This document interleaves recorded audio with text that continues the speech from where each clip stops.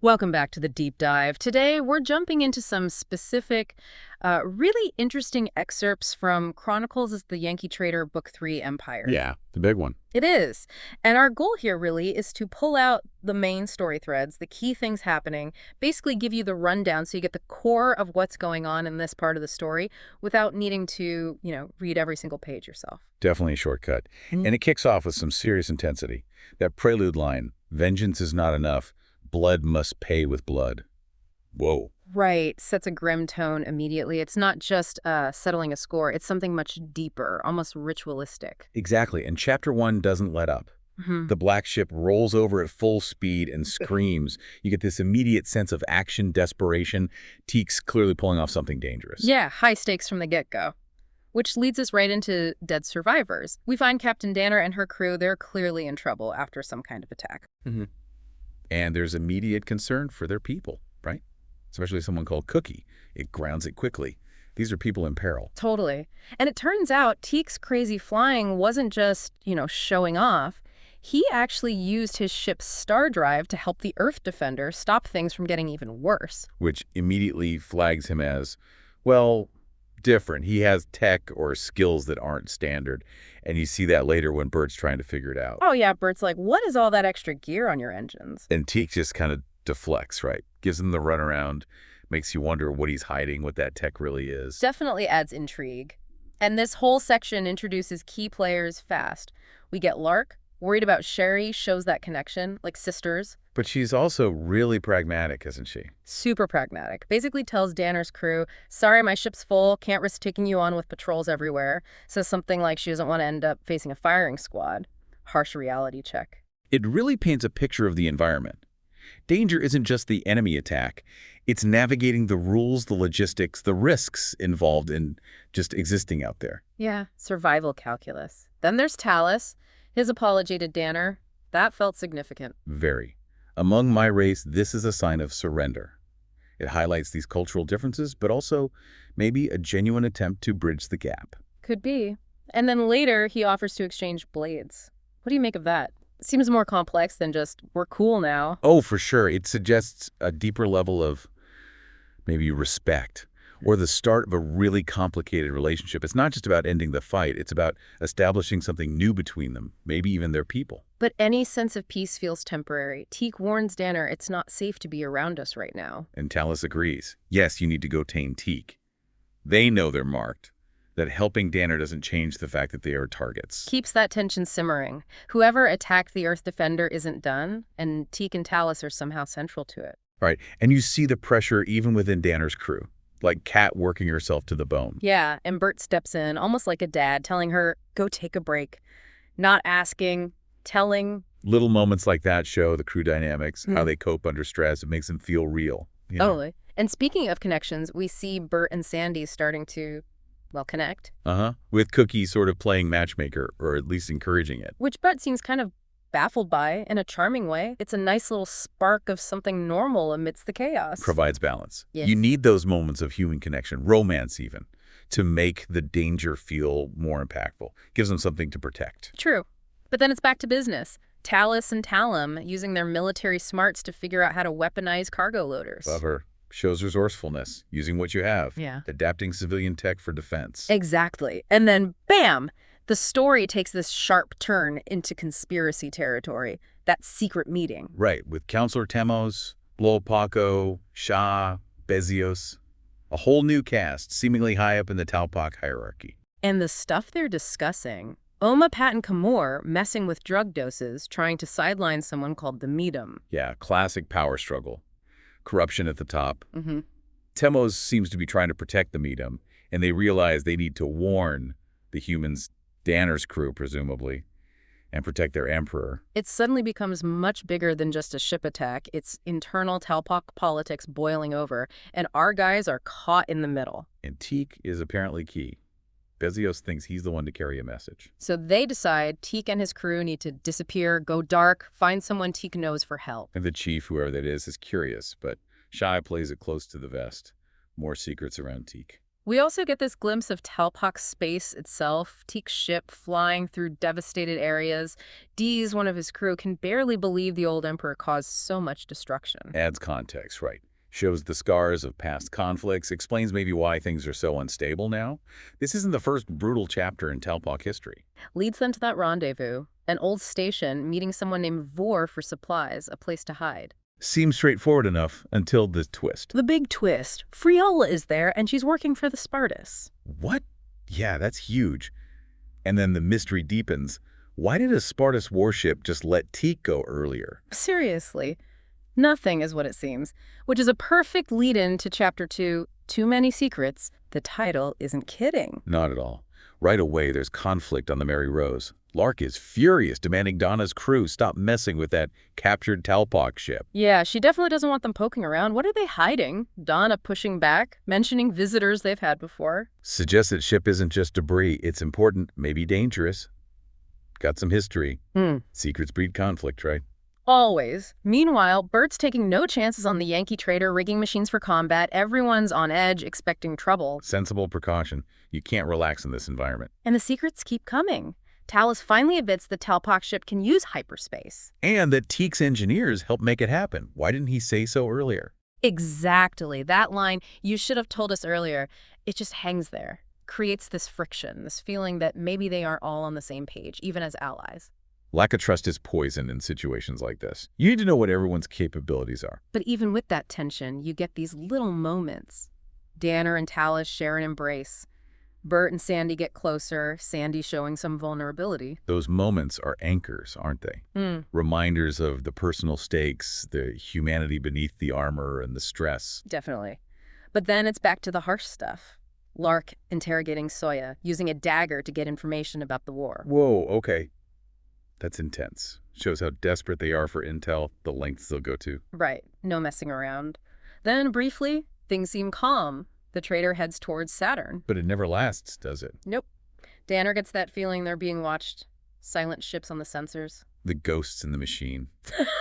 Creepy. They try the meteor disguise, but more ships show up. Whoever's hunting them is persistent and good. Their cover's blown, or close to it. Forces them back into fight-or-flight mode. So Talus, Talum, Kat, they're all on standby again, ready for a fight. And Bert's trying to stay calm, at least outwardly, for Sandy's sake, even though she's clearly stressed. Yeah, you see that dynamic. He's trying to be the rock. And then they find that hidden weapons cache. Right. A bunch of munitions tucked away.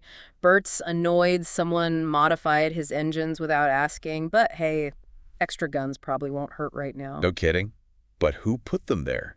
And why? More secrets. It suggests someone was planning for this kind of trouble long before it started. But the absolute biggest reveal in this chapter, I think, has to be Friola explaining the Vox. Oh, absolutely. Game changer. They're not just another alien race. They're some kind of expanded intellect race memory from another species entirely. And they start wars. They're behind the old emperor's conquests. That reframes everything we thought we knew about the conflicts. It makes them way more insidious, more dangerous. Not just conquerors, but manipulators on a grand scale. Yeah. Understanding that is key to figuring out what's really going on. Meanwhile, you've got Spartus politics. Empress Akvera is hesitant to back Neravia and Genoa's plan about the Vox. Typical political wrangling, even with a major threat looming. Mendel makes a case. Genoa puts the choice squarely on Akvera. Internal divisions are just as dangerous as external enemies sometimes. And Genoa and Aurea seem to be playing their own game, discussing Neravia's moves, what they might gain. Aurea seems confident Neravia will succeed, even if Genoa is worried about communication. Suggests a deeper strategy, maybe trusting individual initiative. They're letting Neravia run with something risky. And risky it is. Neravia diving towards a planet in a lander disguised as a meteor. That takes guts. Rave's piloting must be incredible. Totally. And they're counting on Akvera launching a decoy. Yeah. That's a huge gamble, relying on someone who seemed hesitant just moments before. Then, surprise, Friola didn't die in the crash. She shows up, pulls rank on some young soldiers who are shocked to see her alive. Talk about resilience. Her survival throws another wrench into everyone's plans, and reuniting with Toxum and Talassa, the plot thickens again. And she immediately starts identifying Vox using Spartus tactics, the tubes for guns, the bunker setup. That's crucial intel. Suggests the Vox aren't just using brute force, they're adapting, maybe even co-opting enemy methods, and Friola knows she needs to get this info back home. Communication breakdown is a killer in war. She needs to warn her people. Which leads us to chapter 3, Only the Few, and it starts heavy. Yeah, Akal's reaction to Friola being alive. Pure grief and anger, blaming her for everything, for losing Talus and Tyloo. It's raw. Tyloo tries to mediate, but Akal's pain is just too deep. Really drives home the personal cost of all this. And Tyloo's caught right in the middle, isn't he? Happy she's back, but seeing Akal's bitterness, his loyalties must be completely torn. Mirrors the bigger splits, maybe. Which leads to this idea. They need info from Akal's records. Tyloo knows a way, but it hinges on Friola showing up at the council. So Akal's past, his knowledge, becomes potentially crucial. Often happens in these stories, the past holds keys to the present. While that's brewing, Bezios is taking charge of her crew. Briefing them, stressing the mission's importance, telling them to trust Teak. But Vord is worried, and Bezios makes him stay behind.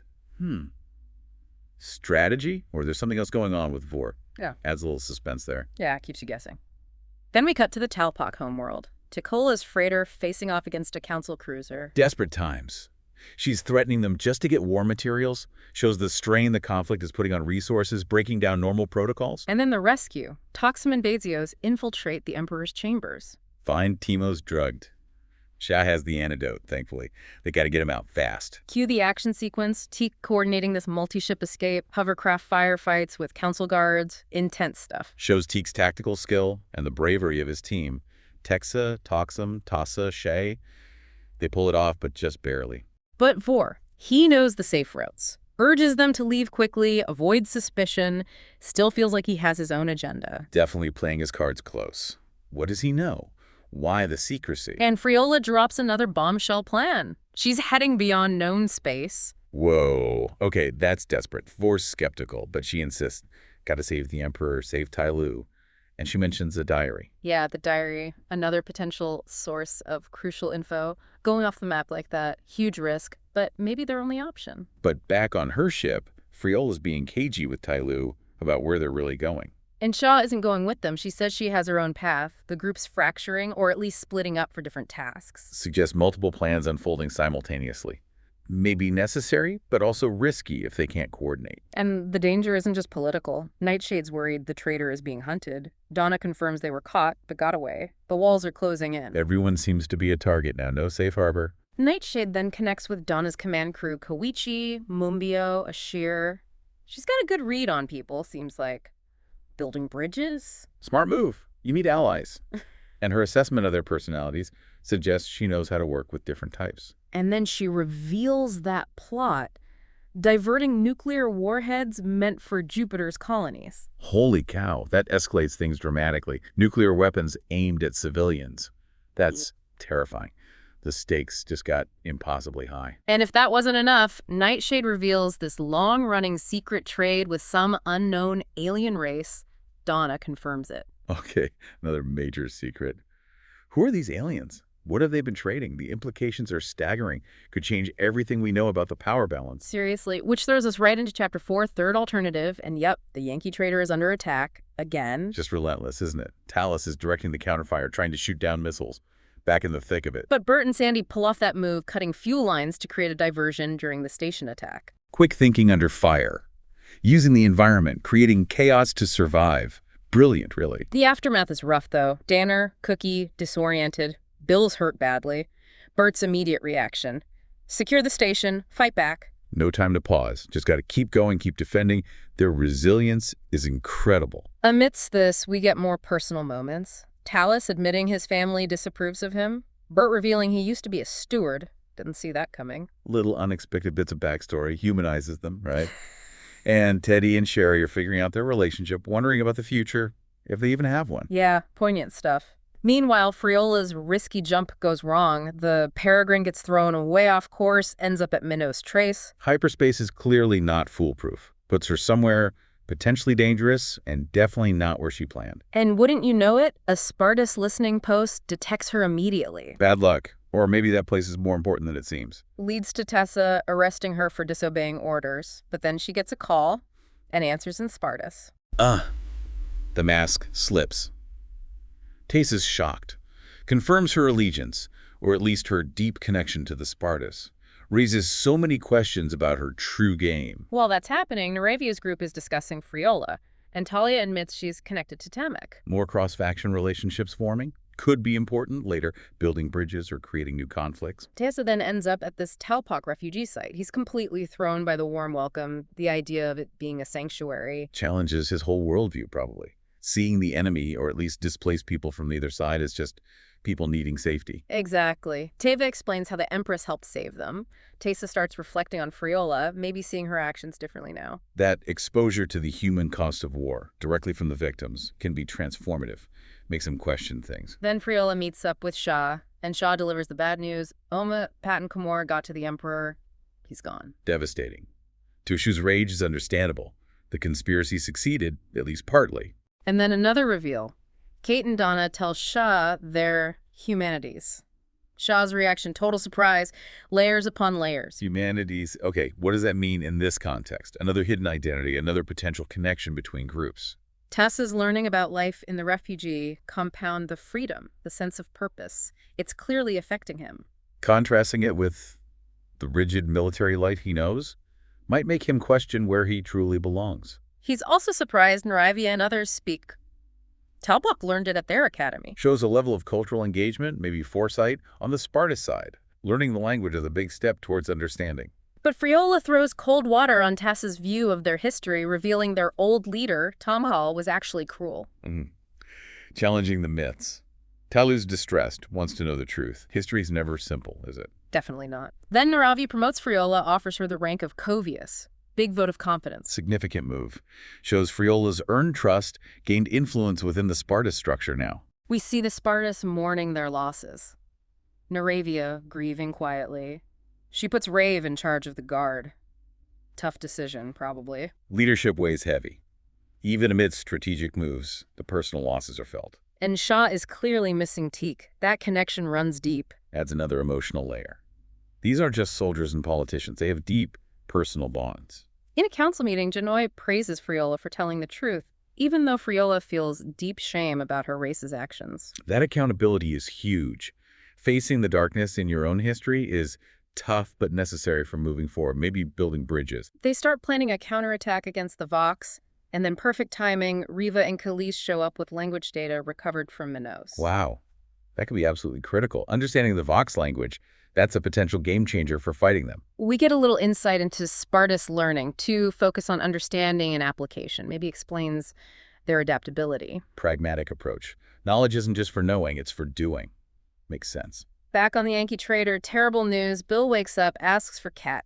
Oh no. And Danner has to tell him she's gone. Heartbreaking. Just devastating. The worst kind of duty for a commander. The personal cost, right there. They prep for another jump. Danner warning it'll be rough. Bill's lost in grief. Can't even imagine.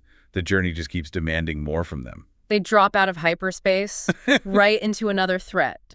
Danner and Talus react instantly. Bert's saved fuel is suddenly vital. Always something. Good thing Bert was cautious. Their ability to react instantly is keeping them alive. Meanwhile, among the refugees, Tukaz's having second thoughts about spying on his own people. Moral dilemma. Pearl tries to justify a big picture, stopping Omapat. Talia shares info about a cowl. It's all tangled. Danner stays focused on the mission, though. True leader. Gotta keep your eyes on the prize, even when everything's exploding around you. Talus and Bert are prepping loaders, proximity detonators again, and the possibility of using those nukes looms large. Needing warheads. Yeah, that tells you how desperate things are. That's a line you don't want to cross. Tense watch on the bridge. Danner and Bill. Silence probably speaks volumes. Yeah, heavy atmosphere. Grief and danger all rolled into one. Danner then outlines her plan to nab Burgess, using his ambition against him. Smart. Playing psychological games. Knows her target. And right on cue, Teak's ships arrive. The cavalry, sort of. Coordinated timing. Shows the alliance is starting to function, work together. Donna welcomes Teak, Talus, Talum, real allies now. Clearing bays for them. Solidifies the partnership. Practical cooperation. One moment. Talum reacts respectfully when a server seems scared of him. Shows cultural awareness, maybe changing attitudes. Small things matter. Building trust, overcoming fear. Then Teak drops the biggest bomb yet. The Imperial Talpak suite is coming. Led by Omapat, their goal, conquest, genocide. Oh my god, genocide. Okay, the stakes just went supernova. This isn't just war, it's annihilation. Demands a unified defense. Teak offers his scouts' expertise. Donna offers supplies, access codes, all hands on deck. Pooling resources is their only chance. Facing that kind of threat requires absolute unity. Bert, Sandy, Sherry, head back to the trader for repairs. Duty calls, even now. Gotta keep the ship running. Their commitment is unwavering. Grim update on the Talpock situation. Overall, huge losses. Indigenous populations threatened. The collateral damage is immense. Reminds you, it's not just about the main players. Whole planets, peoples, are caught in the crossfire. Friola and Tussa still trying to beat the Vox jamming. Communication remains a critical weakness. That jamming is crippling. Can't coordinate effectively if you can't talk. Nerovia makes a hard choice. Prioritize the Vox threat for now. And she reaches out to the Talpock, specifically calling Friola for help. Strategic pivot. Recognizing the immediate danger and maybe seeing Friola as the key to bridging that gap with Talpock forces she needs. Chapter 5, No Righteous Path. And yeah, it opens with just brutal fighting against the Vox. Overwhelming numbers, right? Nerovia's forces, Kate, Kara, they're fighting hard, but the Vox just keep coming. Relentless. Shows just how dangerous this enemy is. Not just technologically advanced, but numerous. Nerovia orders a fallback to the landers. Then, suddenly, hold and fire, using the landers for cover. Smart tactical shift. Adapting under pressure, using terrain, or in this case, vehicles. Then it's close quarters fighting. Vicious, intense, until reinforcements finally turn the tide. And then, silence. Yeah, the silence after a battle like that, probably deafening in its own way. The cost of victory is hanging heavy. And Nerovia. Quiet command through it all. Focused. Incredible composure. But the aftermath is somber. Honoring the dead. Priscina experiencing mourning for the first time. Little gestures of comfort. The human toll front and center again. It's not just about strategy, it's about loss. Nerovia has to make those hard calls, though. Kill any surviving Vox. Send Friola and Tussa to help the indigenous people. Pragmatic, maybe brutal, but necessary in her view for survival, for protecting others. Wartime leadership isn't pretty. Kate, Umbrutu, Donna, others heading back into the fight zone to look for survivors. That takes courage. Going back into danger for your comrades. Someone identified only as a first gives a eulogy for Empress Genoa, praising her bravery, showing respect even in chaos. Important ritual. Acknowledging sacrifice, maintaining morale. Genoa's body is brought back respectfully. Tradition matters, even now. Shows the Spartans culture values honor, remembrance. Then they find Priscina, badly wounded, needs a healer now. Shield steps up, and Nerovia has to defer. Shows the limits of command. Sometimes the expert has to take charge, even over an empress. Survival depends on it. Umbutu grieving for Utila, Kate vouching for her bravery, Nerovia acknowledging the loss quietly. Deep bonds there. Each loss is personal, felt deeply within the unit. But Nerovia has to snap back to command mode. Reports of more Vox ships incoming. No rest. The threat is constant. Her ability to switch gears is remarkable, if probably exhausting. The Vox attack the Talpock fleet. Nerovia immediately tells Donna, contact Friola, offer help, make it clear we aren't attacking them. Crucial communication. Reinforcing the alliance, focusing on the real enemy, quick thinking. Means making sacrifices, though. She orders escorts to engage the Vox to protect the landers, knowing she might lose those escorts. Brutal calculus of command. Sacrificing some to save more. The Vox get away, though. Can't win every fight. And Aurea is mourning Genoa, too, finding comfort in Kurt's support. That partnership seems vital, sharing the burden, the grief. Essential for leadership resilience. Okay, Chapter 6, Never Look Back. Fleets are pulling back from the battle. Nerovia is already thinking repairs, replacements. Agver is getting ready too. Constant state of readiness, assessing damage, rearming, preparing for the next round. No time to waste. Then Rave. He's not happy about something. Summons recruits for blade practice. Oh! Sounds like code for some harsh discipline. Kate and Donna get it immediately. Yeah, he chews out a recruit for questioning the Empress. Nerovia sees it, doesn't intervene, seems to accept his methods. Strict hierarchy. Questioning leadership isn't tolerated, especially not in wartime. Rave is the enforcer. Danner, meanwhile, is explaining Teak, Talus, and Talum to her crew. Trying to build trust, explain why these former enemies are now allies. Important internal communication. Got to get her crew on board, especially after everything they've been through with the Talpock. A tech asks about them, a bit nervously. Danner smooths it over. Lingering apprehension is natural. Takes time to build that trust, overcome old fears. Then Talon brings up the nukes again, questions Danner's plan. Danner wants to use them for an EMP effect, reduced yield. But Talos is vehemently against it, strong opposition. Timos, the rescued emperor, seems to defer to Danner after translation. Major disagreement here. Huge ethical and strategic divide. Using nukes, even modified, it's a massive step. Different cultures, different thresholds. Danner pushes ahead, though. Assigns roles for deployment, gets D's contacting Bigios, Koichi setting up secure comms. This EMP plan is moving forward. High-risk operation. Needs perfect coordination. And Nightshade. She records that message, ready to blow the lid off the whole thing, expose the truth about the war. Bold move. Could change everything if it gets out. Undermine the whole power structure behind the conflict. Bert and Sandy show up, joining Danner, still in the thick of it, loyal. Can't keep him away, it seems. Committed to the end. Then, red alert. Pearl detects a massive Talpok fleet approaching the Spartus compound, including a warship. Just when things seem slightly under control. Bam! New crisis. Are they hostile? Is the ceasefire holding? Talia confesses she was talking to Tamek on an open channel. Might have tipped them off. Oh, unintentional mistake, but potentially disastrous consequences.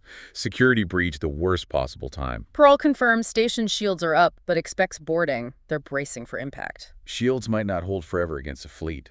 Got to prepare for ground combat. Tense standoff. Talpok officer demands answers about a transmission. Tukau tries to handle it, then Talia mentions a faint signal, intriguing the officer. Delicate moment. Could go either way. Communication is key here. Are they hostile or just investigating? Then, the broadcast. Thomas, loyal to Timos, gets a message out. Exposes Omapat's treason. Orders a ceasefire. Wow. The truth bomb drops. Omapat tries desperately to stop it. This is it. The internal Talpok power struggle comes to a head. The Talpok command crew hears it, realizes they've been duped. The Joel orders them to stand down, expresses regret. Huge turning point. The Talpok civil war might actually be ending. Omapat's support collapses. Maybe they can finally unite against the Vox. Chaos back on Earth, though. VP Chow freaking out about the Yankee trader having nukes, trying to stop Nightshade's broadcast. The chickens are coming home to roost for Earth's leadership. Admirals realize they backed the wrong horse, made huge mistakes. Panic stations. They trace Nightshade's signal to near Mars. They know where she is now. Can they get to her? President Archer orders ships to intercept, but admits it might be too late. The truth is already spreading. Damage control might be impossible now. The cat's out of the bag. Talton, she's making a run for it. Pitcairn Island, trying to avoid extradition. Cowardly move. Knows she's implicated. Trying to escape justice. Nightshade prepares to sacrifice her ship to save her crew. Ultimate act of command responsibility. Protecting her people above all else. But then allies arrive.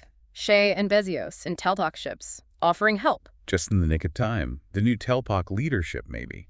Showing their commitment to the alliance. Danner stays silent when Lark asks what she's doing, and Teak deploys in a spare frame unannounced. Teak being Teak. Always unpredictable. What's his plan now? Adds another layer of uncertainty right at the end of the chapter. Chapter 7, The Road's Not Taken, opens with a more formal tone. Naravia, Persina, waiting for Genoa's successor, Aurea, and her first, Kurt. Solemn occasion. Transition of power after a major loss. Weighty atmosphere. Aurea arrives, formal greetings, and her choice for first, Kurt. As expected, maybe, but still significant. Confirms their bond is central to her leadership. Not just personal, it's political now. Signals a different kind of partnership at the top. Naravia seems to get it, the depth of their connection. Maybe recognizes a shared experience of loss and reliance. Empathy between leaders. Could be important for stability. Aurea and Kurt have a private moment later. Need that space to process, support each other. Leadership takes a personal toll. Essential for staying grounded, maintaining resilience. Then the formal council session, addressing the vacancy, the Empire's future. Big decisions to be made.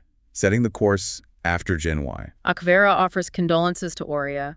Protocol, respect. Necessary formalities, even amidst political currents. Then Naravia shakes things up, nominates Aurea to the council, breaking protocol. Whoa! Bold move, why? Consolidating power? Recognizing Aurea's strength? Definitely challenges the status quo. Shamala understands the reasoning. Naravia highlights Aurea's bloodline. Others agree, Aurea's in. Political maneuvering succeeds. Lineage still matters, but Naravia's endorsement was key. Aurea accepts, pledges to uphold Genoa's values, and then reveals they knew about Akvera's actions at Menos all along. Transparency from the start. Addressing past issues head-on. Sets a different tone for her leadership. No secret swept under the rug, maybe. She then directly challenges Akvera about how she rose to power, revealing Genoa manipulated things. Confronting the past directly. This could seriously destabilize Akvera's position, rewrite recent history. Very risky, very assertive. Oria names Kurt as pro tem. Again, highlighting their partnership, his unique role. Not just first, something more. Solidifies his position, makes their joint leadership official, even if unconventional. The 10th Legion pledges loyalty to Oria. Crucial military backing secured. Important power base. Shows she has support where it counts. They announce the becoming ceremony, formalizing the transition. The public ritual to seal her leadership. Oria offers condolences to Neravia, acknowledging shared loss, building bridges. Smart diplomacy. Connecting on a personal level despite the political The stakes. supply ship arrives. Talia has an emotional reunion with Friola.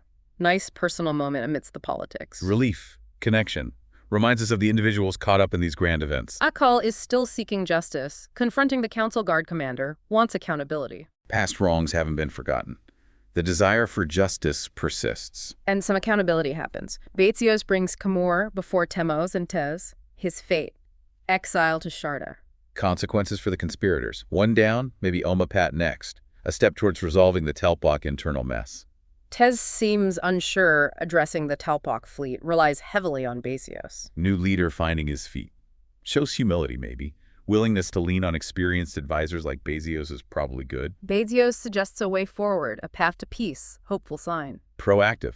Looking beyond the immediate crisis towards long-term solutions. Old tensions flare when a counselor questions Friola's loyalty. Akal defends Tyloo, surprisingly. Temos calls for diplomacy. Delicate balancing act. Can't ignore the past but need to focus on the future. Diplomacy is the only way. Tez again admits his inexperience, trusts Betsios. Consistent humility. Could be a strength if he listens well. Recognizing limitations is important. Danner, Talum, Talus are watching the Talpok ships, assessing, still cautious. Prudent. The situation is still fluid. Need to understand the new Telpok dynamic. Donna says goodbye, sad about Teak being gone. Sung and Ducey provide some banter. End of an era for that group, maybe. Bittersweet farewell. Then Sung gets excited, a clear message comes through, and another strong signal. Unidentified. Ooh. What is it? Breakthrough in communication? Or something else? Talus sees it. His reaction is chilling, recognizes Spartus armor activating on the people they rescued. Wait, what? The rescued individuals? Their armor is activating? That's not good. The cryopods are activating. Talus delivers that final line. Brace yourself, hell's coming to breakfast. Chills. Absolute chills. What did they rescue? What is about to happen? Massive cliffhanger. Chapter 8, Roll of the Dice. We jumped ahead 4 weeks. Spartus scouts are watching a Telpok convoy. Okay, so time has passed. The alliance is holding, maybe? But they're still cautious, keeping an eye on each other. Yeah, maintaining distance, scanning. Vigilance is the word. The Seikovius, the scout leader, is wondering about those destroyed Vox ships they found way out beyond known space. Still a nagging mystery. Right. What could take out Vox ships like that? Out there. Lingering threat. Unknown factor. Team 9 is on the ground near that wreckage, following a signal. Tense atmosphere. Venturing into the unknown. Could it be anything out there? Danger level is high. They're examining those individuals they rescued near the wrecks. The doctor says they're not human, biologically. Nurse warns they could be dangerous. And Talus confirmed they are Spartus, but something's off. Not typical Spartus. Yeah, they're keeping them sedated. Smart move, given the uncertainty and Talus's reaction. Absolutely. Can't take chances until they know what they're dealing with. Then one of them groans, waking up. Here we go. Oh. Answers. Or trouble. She identifies herself Ross, a healer, House Espera, surprises the medical team. Or healer. From a specific house. Interesting. Adds a layer of identity, potential knowledge. Still mysterious, though. Ross acts professionally, asks for supplies, offers to help, but wants to ensure they aren't deceiving her. Cautious. Knows the situation is weird, potentially dangerous. Wants to be sure who she's dealing with, too. She starts tending to the others who wake up, speaking Spartus. The doctor and nurse are lost, don't understand the language. Ross holds the key here. She can communicate, maybe explain what's going on with these unusual Spartus. And then she drops the real bombshell, tells the doctor these individuals weren't born, they were created. Created? What? Okay, that is staggering. Created beings. Like artificial. Genetically engineered. What does that even mean for Sparta's society? Mind blown. The doctor can't believe it. Huge implications. Ethical, technological, everything. Well, this is happening. Yun and Beth are secretly recording it all, planning to stream it. So when wants this information out? Wow. Badly. Who are they? Why the secrecy? Trying to expose something major. Back with the Talpuk convoy, a trooper makes a nasty comment about a Sparta's prisoner. Roria and others immediately shut him down. Shows progress, right? Yeah. Leadership setting a standard of respect. Attitudes are changing. Slowly, maybe, but changing. Oria and Kurt continue to have their private moments, supporting each other. Their bond seems absolutely central to navigating all this. Yeah. Crucial anchor for them. Shared burden, shared strength. Then the council meeting gets interrupted. Shim arrives. Urgent news from a scout tracking convoys. Cliffhanger within a cliffhanger. What did the scout find? Naravia immediately asks, anxious, "Where is my sister?" Personal stakes crashing back in. The large scale and the intimate connection leaves you desperate to know what happens next.